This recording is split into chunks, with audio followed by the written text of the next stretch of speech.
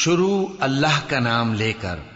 جو بڑا مہربان نہایت رحم والا ہے۔ سورج کی قسم اور اس کی دھوپ کی،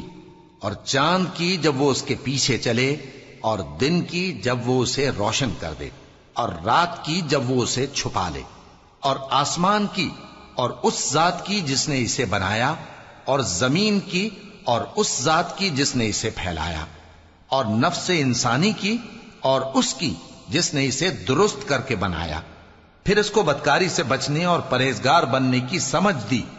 کہ جس نے اپنے نفس کو پاک رکھا وہ مراد کو پہنچا، اور جس نے اسے خاک میں ملایا وہ نامراد رہا۔ قوم سمود نے اپنی سرکشی کے سبب پیغمبر کو جھٹلایا۔ جب ان میں سے ایک نہایت بدبخت اٹھا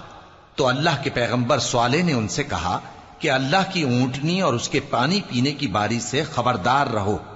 مگر انہوں نے پیغمبر کو جھٹلایا۔ پھر اونٹنی کو مار ڈالا تو ان کے رب نے ان کے گناہ کے سبب ان کو نیست و نابود کر دیا، پھر سب کو برابر کر دیا، اور اللہ کو ان کے بدلہ لینے کا کچھ بھی ڈر نہیں۔